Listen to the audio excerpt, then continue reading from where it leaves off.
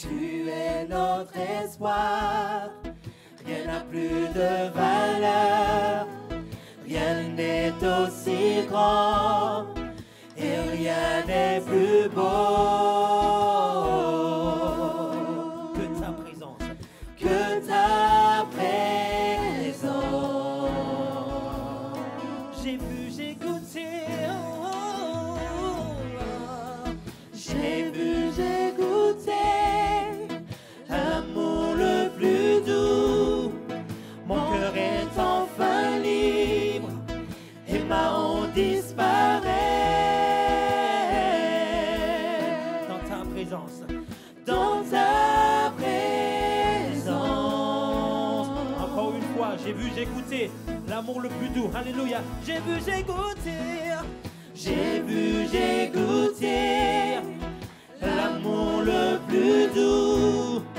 Mon cœur est enfin libre et ma honte disparaît. Dans ta présence, dans ta présence.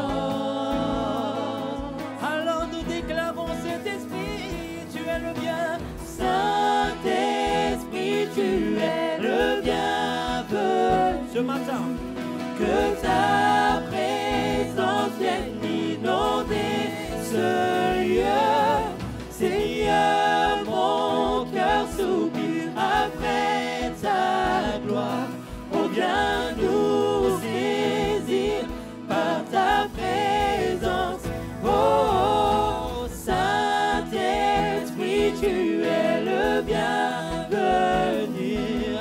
Que ta présence vienne inonder ce lieu.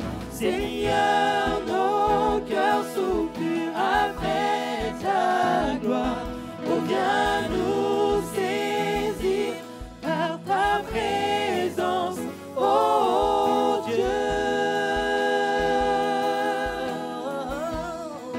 Dans ta présence. Seigneur, tu es présent dans ce lieu. Nous voulons te dire, Saint-Esprit, tu es le bienvenu ce matin. Que ta présence inonde ce lieu, Seigneur. Que la maladie fuit au nom de Jésus. Et nous allons déclarer, Seigneur, que tu es le roi de gloire. Alors ce matin, laissons entrer le roi de gloire dans ton cœur, dans ta vie. C'est ce que nous allons... Alléluia. Que le Seigneur soit béni.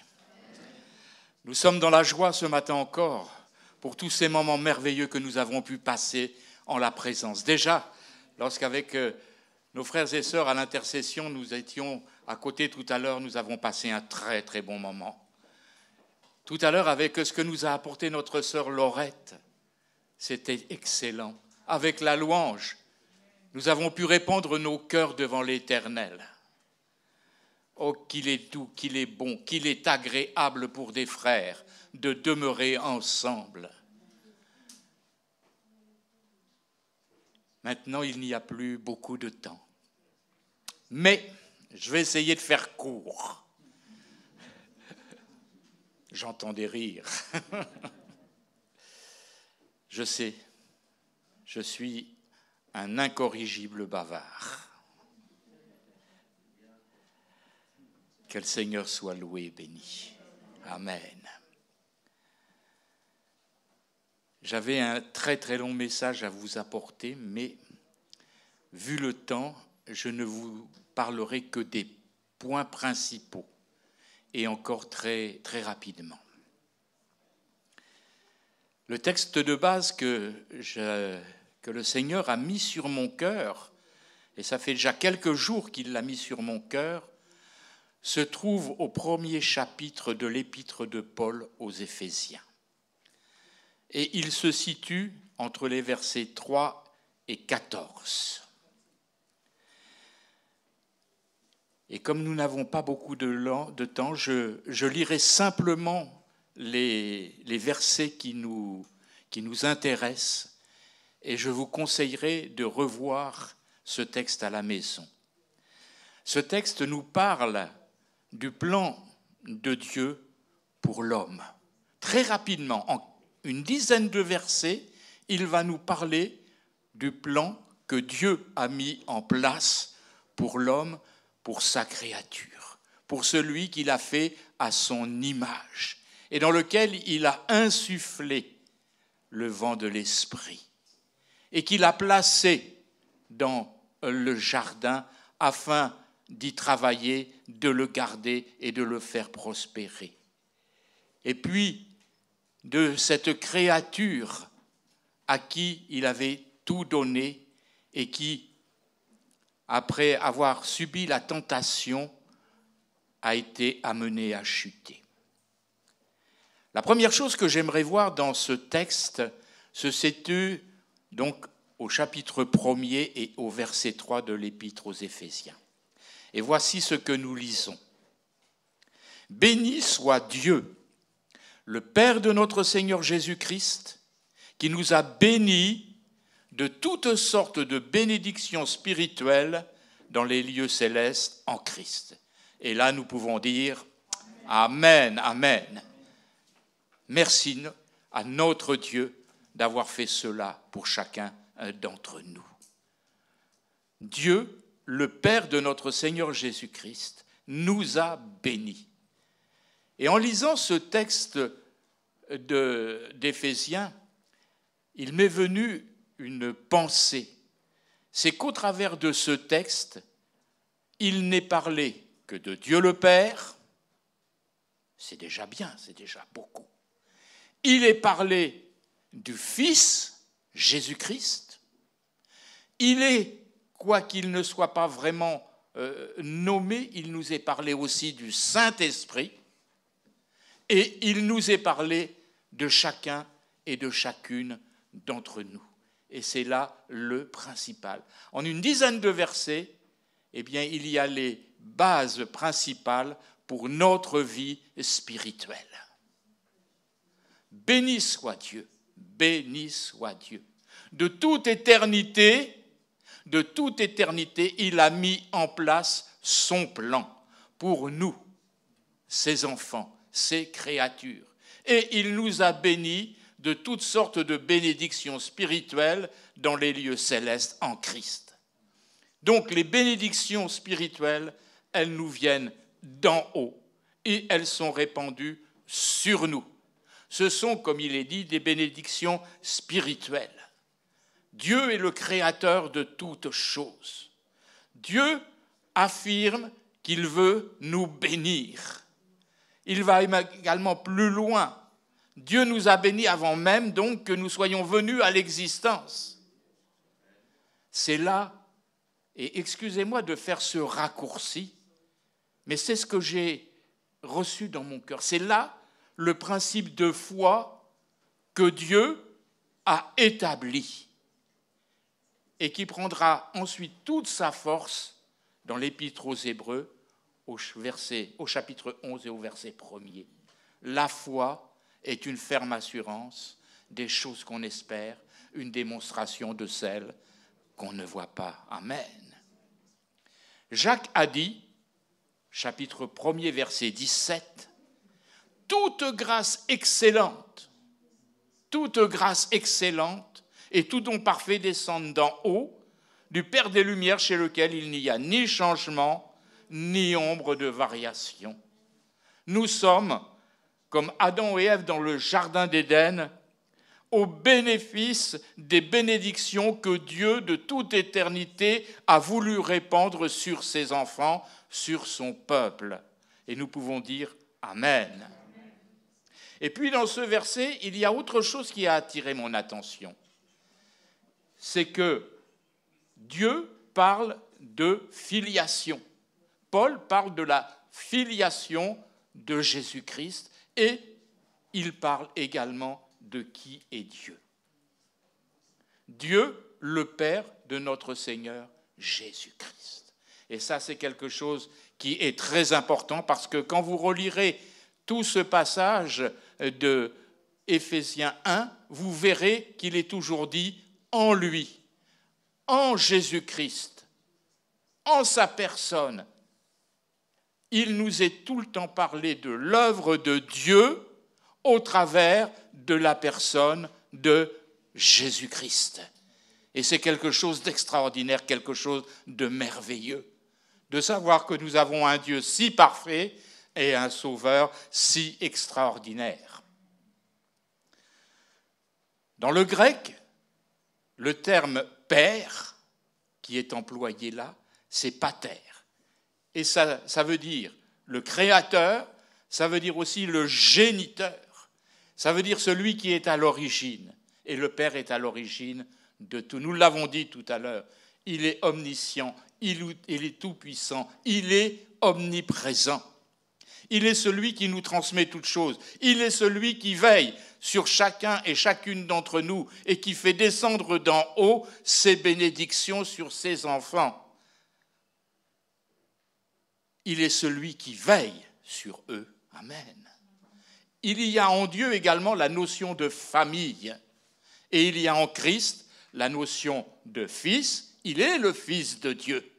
Mais il est également notre frère aîné. Amen. Mais l'entité que Paul présente ici, eh bien, n'est pas seulement entre Dieu et le Fils. Il y intègre également le Saint-Esprit. Dans le livre de la Genèse, au premier chapitre, il est dit l'Esprit se mouvait au-dessus des eaux. Et le Père va insuffler, comme nous le disions tout à l'heure, l'Esprit dans les narines de sa créature. Les bénédictions surabondantes accordées par Dieu sont spirituelles et elles appartiennent donc par nature et elles viennent par nature de l'Esprit Saint. Et Paul dira aux Corinthiens ceci, et j'aime beaucoup cette bénédiction que nous apportons chaque dimanche aux frères et sœurs alors qu'ils s'en vont pour rentrer chez eux.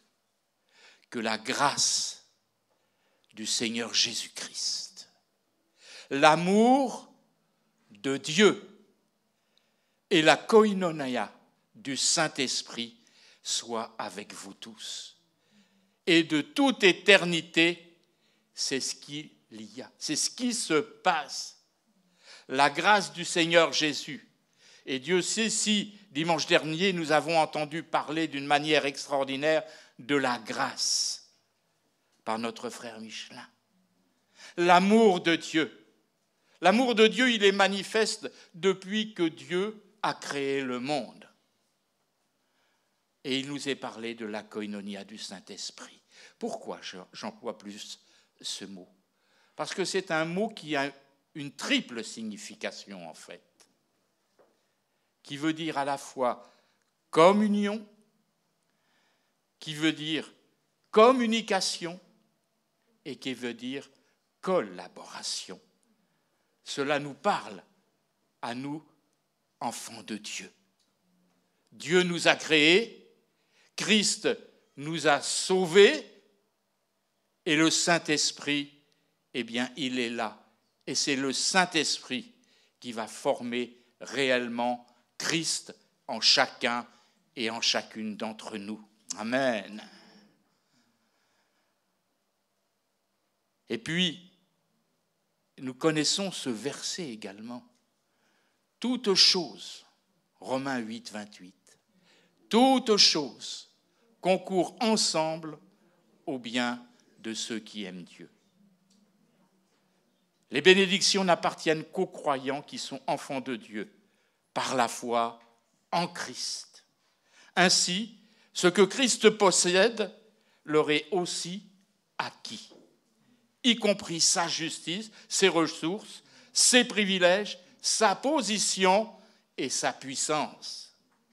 Paul ajoutera que Dieu a tout mis sous ses pieds et qu'il l'a donné pour chef suprême à l'Église, qui est son corps, la plénitude de celui qui remplit tout en tous.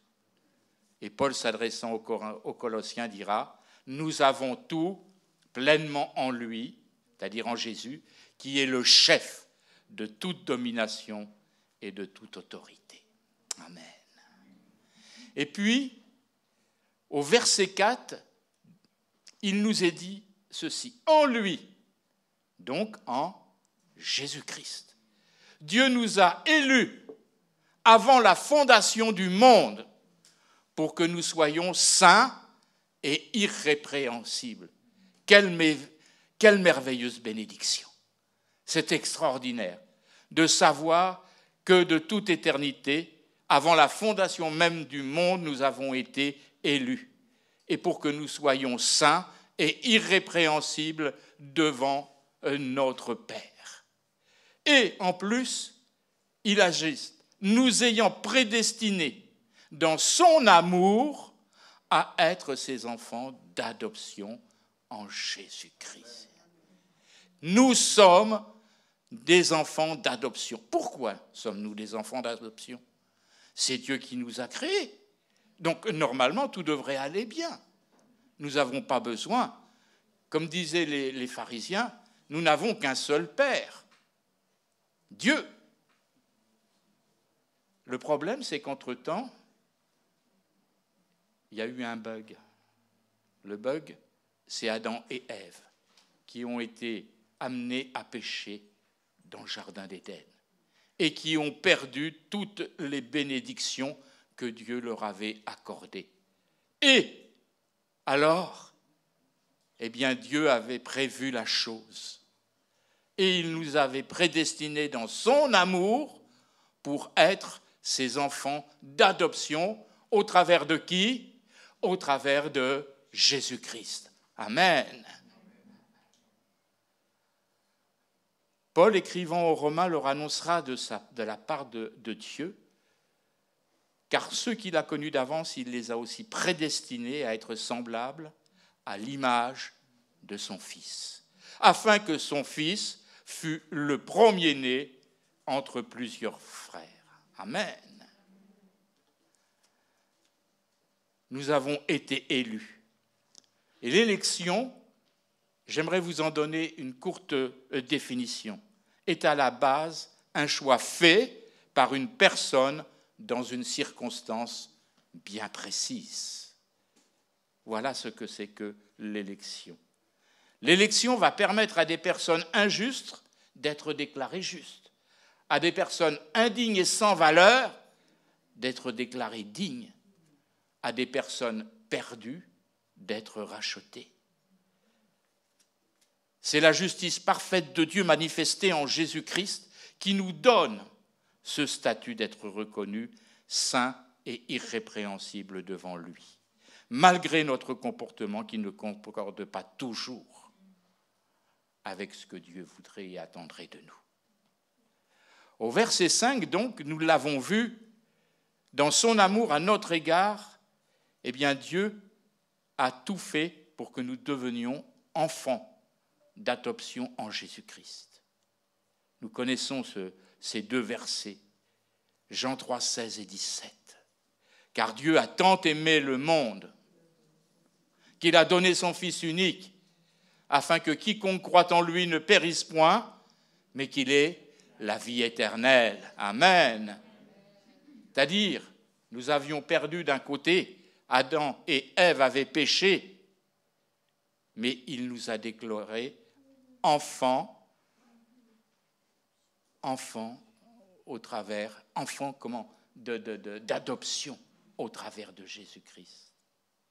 Dieu a prédestiné les hommes. La prédestination, c'est quelque chose d'extraordinaire. En Jésus, nous avons cette prédestination. Dieu nous a donné une pleine et une entière liberté afin d'être sauvés, de retrouver une pleine et entière liberté, de retrouver ce que l'homme avait perdu par la désobéissance et de parvenir à la vie éternelle. À lui soit toute la gloire. C'est le Père qui de toute éternité a mis cela en place et c'est le Fils qui va l'accomplir. L'adoption est un acte très particulier. C'est un acte légal par lequel on accueille quelqu'un comme son propre enfant en le faisant participer aux privilèges inhérents à la famille et conférés par droit de naissance. Normalement, il n'y a que ceux qui sont nés par droit de naissance qui ont certains privilèges. Mais là, l'adoption confère à ceux qui sont adoptés ces privilèges. Il est donc tout à fait possible que des parents humains puissent transmettre à un enfant adoptif de l'amour, des valeurs morales, des biens matériels, une bonne situation. Mais en aucun cas, il ne pourra lui être transmis des caractéristiques qui leur seraient propres, comme la ressemblance physique. Si le papa a les yeux bleus, si la maman a les yeux bleus, le fils, il aura quoi? Les yeux bleus.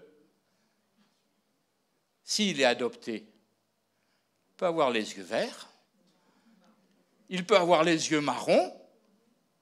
Amen.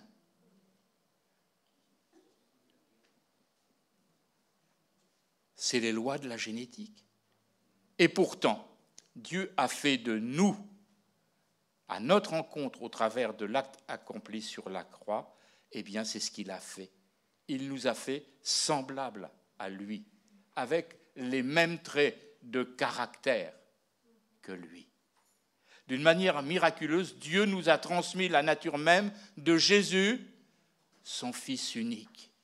Il a permis aux pécheurs que nous étions et qui avons cru au salut qu'il nous a acquis à la croix de devenir semblables à lui.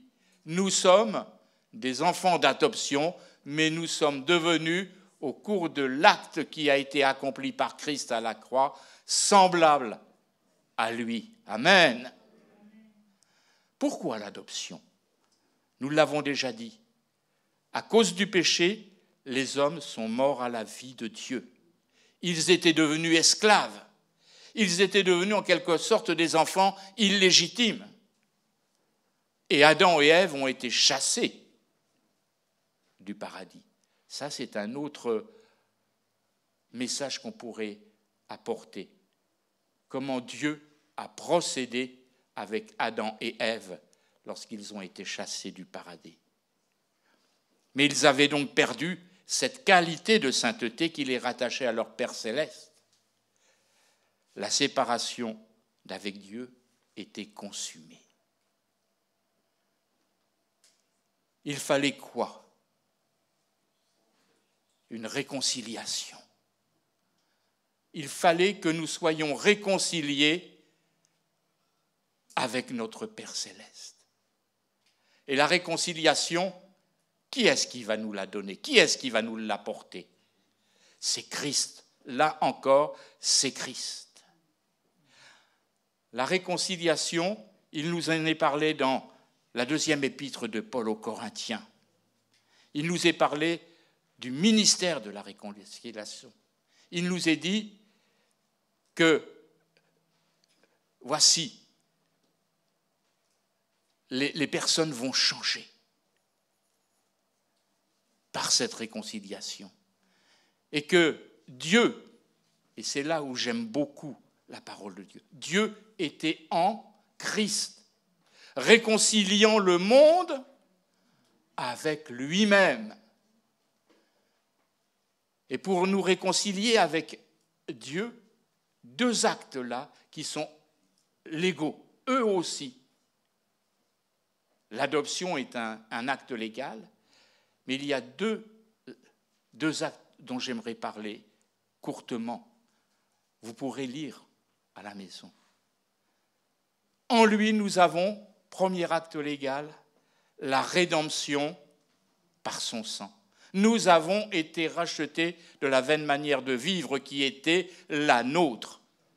Ce sont comme des esclaves qui sont au marché, aux esclaves, et là, le maître va venir et il va payer quelque chose pour sortir les esclaves du marché aux esclaves et leur rendre leur liberté. Amen.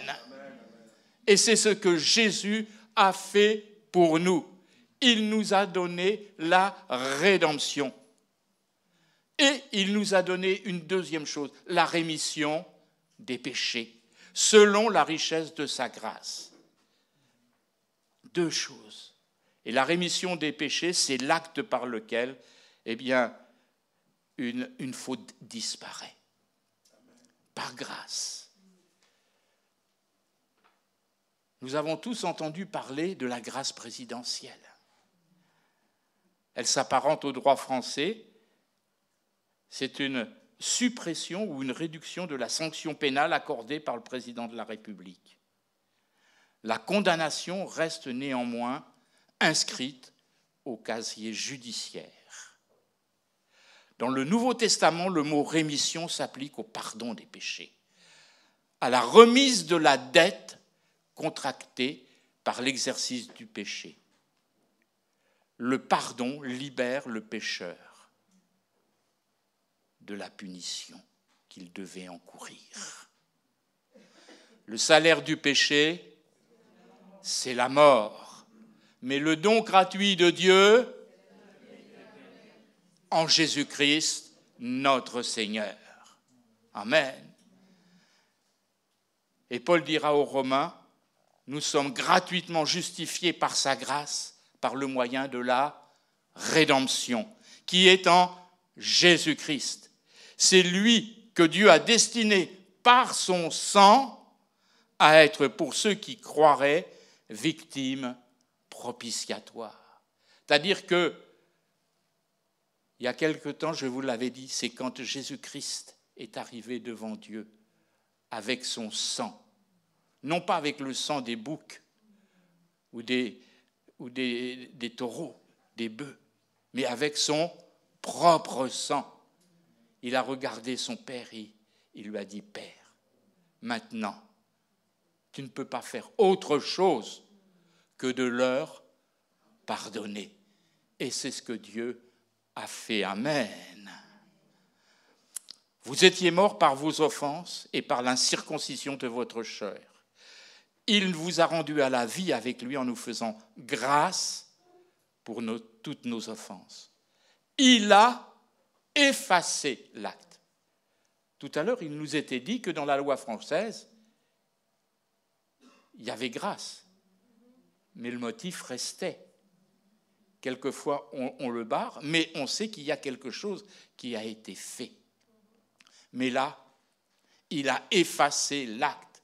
C'est le sang de Jésus qui efface notre acte de condamnation. Amen. La délivrance s'obtient par la repentance et la confession des péchés à cause du sacrifice propitiatoire de Jésus-Christ. Par le sacrifice de Jésus à la croix, le pécheur repentant est acquitté. L'acquittement qui est prononcé s'applique à la suspension du jugement de Dieu. Cet acquittement résulte de la longanimité de notre Père divin. On peut donc considérer également la rédemption et la rémission des péchés comme des actes de justice. Et puis, la dernière chose que j'aimerais voir avec vous, c'est au verset 11 du même chapitre. 11, chapitre 1er d'Éphésiens. Il nous est dit ceci. Et là, c'est encore un acte de justice qui est fait pour nous. Il dit, en lui, nous sommes aussi devenus héritiers, ayant été prédestinés suivant la résolution de celui qui opère toutes choses d'après le conseil de sa volonté. Il était normal que nous devenions héritiers. Moi, quand mon père et ma mère sont morts, je suis devenu héritier de tous leurs biens. Et c'était normal, c'était écrit dans la loi. Mais aujourd'hui, il est écrit, pas dans la loi mosaïque, mais dans celle du Père, au travers de Jésus-Christ, que nous sommes devenus, alors que nous n'avions pas droit, héritiers au travers de Jésus-Christ. Christ est la source de l'héritage divin du croyant. Un héritage si certain qu'on en parle comme si on l'avait déjà reçu. Et là encore, eh bien, je vous parlerai de Hébreux chapitre 11, verset 1er. Or, la foi est une ferme assurance des choses qu'on espère, une démonstration de celles qu'on ne voit pas. La foi en qui? La foi en Dieu. La foi au travers de qui? Au travers de Jésus-Christ. Amen. Nous sommes devenus héritiers. Héritiers. Notre place est maintenant là-haut. Et Dieu nous y attend. Avant même que la terre soit formée, Dieu, d'après le conseil de sa volonté, avait prévu que tout pécheur élu serait au bénéfice de sa justice. J'ai mis entre parenthèses celle de Dieu, en mettant sa confiance en Christ. Le dessein de Dieu à l'égard de l'homme régénéré est bien d'être sauvé et de servir son Dieu. Amen. Parce que c'est là ce à quoi nous sommes appelés. Et j'aimerais terminer maintenant par ces deux versets qui se trouvent en 13 et en 14. Il s'adresse maintenant directement, et vous regarderez, c'est assez particulier. Jusqu'à présent, il a employé, jusqu'au verset 12, le vocable « nous ». Nous, sa créature. Mais là, il ne va plus dire « nous », il va dire « vous ». Il s'adresse directement aux Éphésiens. En lui, vous aussi, après avoir entendu la parole de la vérité. Amen. Amen. Cette parole que nous entendons dimanche après dimanche, que nous lisons jour après jour, c'est la parole de la vérité. C'est Jésus qui dit lui-même « Je suis le chemin, la vérité et la vie ». Le chemin qui mène au Père, la vérité. Parce que, alors Pilate dira « Qu'est-ce que la vérité ?» Mais la vérité, elle est dans la parole de Dieu. Et Christ est la parole faite chair. Amen. Et il est le chemin, la vérité, et il est automatiquement la vie. Après ce rappel, donc, il va dire, en lui vous avez cru, l'évangile de votre salut. En lui vous avez cru, la foi, et vous avez été scellés du Saint-Esprit qui avait été promis. C'est le Saint-Esprit qui a fait son œuvre dans le cœur des Éphésiens, comme il a fait son œuvre dans notre cœur, qui nous a permis de reconnaître Dieu comme notre Père, Christ comme notre Sauveur. Amen. Aujourd'hui, le Saint-Esprit continue à créer Jésus en chacun et en chacune d'entre nous, afin de pouvoir marcher dans ses voies. Vous avez été scellés, c'est-à-dire que c'est comme il y a un sceau qui est imprimé sur notre cœur, et c'est celui du Saint-Esprit, et qui fait que lorsque nous venons à Dieu, Dieu reconnaît celui qui lui appartient. Le sceau du Saint-Esprit, lequel est un gage, et là il dit plus de votre héritage, mais de notre héritage, parce que le Saint-Esprit est réellement le gage de notre héritage. Amen. Pour la rédemption de ceux que Dieu s'est acquis à la louange de sa gloire. Après ce rappel concernant l'humanité tout entière, Paul passe du nous au vous, c'est ce que je vous ai expliqué, s'adressant plus spécifiquement maintenant à ses lecteurs éphésiens. Il leur apprend que par la foi et la mise en pratique de la parole de Dieu, ils entrent de plein pied dans la famille de Dieu. Ils entrent de plein pied dans la famille de Dieu. Dans la parabole de l'enfant prodigue, et ça j'ai trouvé ça extraordinaire, quand le fils prodigue revient sur lui-même, il se souvient de quoi? De la maison du Père. Et il dit dans la maison du Père, eh bien les mercenaires qui sont là, les esclaves qui sont là, les serviteurs qui sont là, qui appartiennent à cette maison, ont tout ce qu'il leur faut pour vivre. Et moi, je suis là, misérable. J'irai vers mon Père et je lui dirai, mon Père, j'ai péché contre le ciel et comme toi, je ne suis plus digne d'être appelé ton fils. Et nous savons ce qui va se passer. Il va rentrer dans la maison. On va lui mettre un vêtement propre. On va lui donner un anneau.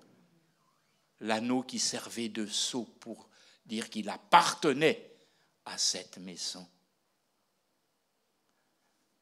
Donc, nous allons rentrer dans la famille de Dieu avec tout ce que cela va incomber pour nous. Paul rappelle aux Éphésiens qu'eux aussi sont appelés à rentrer dans le service de Dieu. Et après, dans toute l'épître, vous pourrez la relire aussi, il nous est parlé de toutes ces choses. Paul parle du cas général de l'humanité tout entière, en donnant le plan que Dieu a prévu de toute éternité pour sa créature,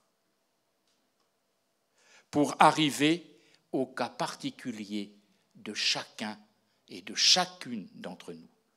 Christ est le sauveur de l'humanité. Dieu l'a voulu ainsi parce que nous sommes ses créatures et qu'il nous aime.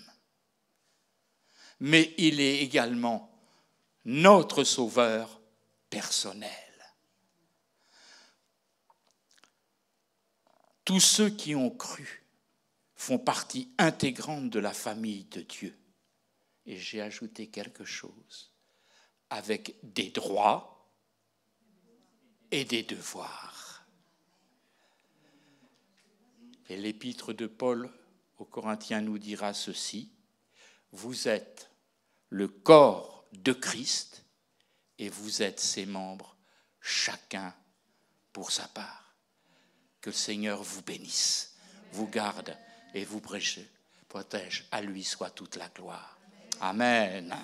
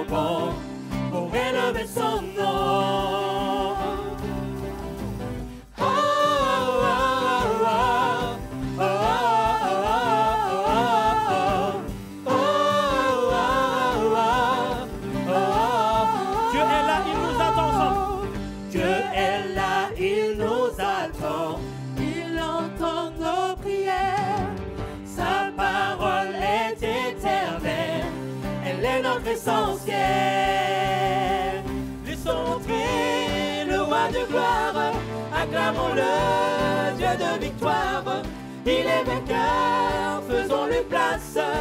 Il est roi et Seigneur, laissons entrer le roi de gloire. Acclamons-le, Dieu de victoire, il est vainqueur, faisons-lui place. Il est roi et Seigneur. Oh, oh, oh, oh, tout le monde. Oh, oh, oh, oh.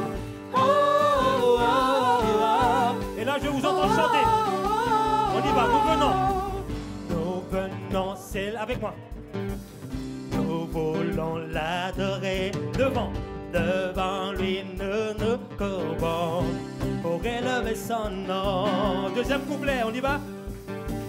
Dieu est là, il nous attend. Exactement, sa parole est éternelle. Elle est notre essentiel. Laissons entrer le roi de gloire. Acclamons-le, Dieu de victoire. Il est vainqueur, faisons-lui place. Il est roi, encore une fois. Laissons entrer le roi de gloire. Acclamons-le, Dieu de victoire. Il est vainqueur, faisons-lui place. Il est roi et Seigneur. Accueillons notre Dieu, il est le merveilleux. Ensemble, glorieux, majestueux. Alors accueillons notre Dieu ce matin. Accueillons notre Dieu, il est le merveilleux, glorieux, majestueux. Laissons entrer le roi de gloire. Acclamons-le, Dieu de victoire. Il est vainqueur, faisons-lui place. Il est roi et Seigneur. Laissons entrer le roi de gloire. Acclamons-le, Dieu de victoire. Il est vainqueur, faisons-lui place. Il est roi et Seigneur. Libéré, racheté, délivré, pardonné. Je vivrai désormais pour toi. Libéré, racheté, délivré, pardonné. Je vivrai désormais pour toi. Libéré, racheté, tu es délivré, tu as été pardonné. Je vivrai désormais pour toi. À la croix tu as déclaré, Seigneur. À la croix tu as déclaré que tout est accompli. Tu as payé le prix, payant le prix de chaque vie. La mort n'a pu te retenir. La mort n'a pu te retenir. Hey. Je sais que tu es ressuscité, libéré, racheté, délivré, pardonné. Je vivrai désormais pour toi. Libéré, racheté, tu es délivré, délivré, pardonné. Je vivrai désormais pour toi. Oh, oh, oh. Garde-moi toujours près de toi. Oh, oh, oh. Tu es mon secours et ma joie. Oh, oh, oh. Garde-moi toujours près de toi. Oh, oh, oh. Encore une fois. Oh, oh, oh, oh, oh. Garde-moi, Seigneur, garde-moi près de toi. Oh, déclare que tu es mon secours. Tu es mon secours et ma joie. Oh, garde-moi ensemble. Garde-moi toujours près de toi. Oh, oh, oh, libéré, libéré, racheté, délivré, pardonné. Je vivrai désormais, Seigneur, pour toi. Libéré, racheté, tout le monde, délivré, pardonné. Je vivrai désormais pour toi. Encore une fois, déclare. Libéré, racheté, délivré, pardonné. Je vivrai désormais pour toi. Je vivrai désormais. Je vivrai désormais pour toi. Je vivrai désormais pour toi. Je vivrai désormais pour toi. Alléluia. Sois glorifié, Seigneur. Amen. Pour faire un don en ligne, c'est simple, rapide et sécurisé. Tapez tout d'abord CCPE Montreuil dans votre barre de recherche. Une fois terminé, cliquez sur le premier lien « Bienvenue à l'église CCPE de Montreuil ». Sur la page d'accueil, cliquez sur le bouton « Faire un don ». Puis cliquez sur « Je donne en ligne ».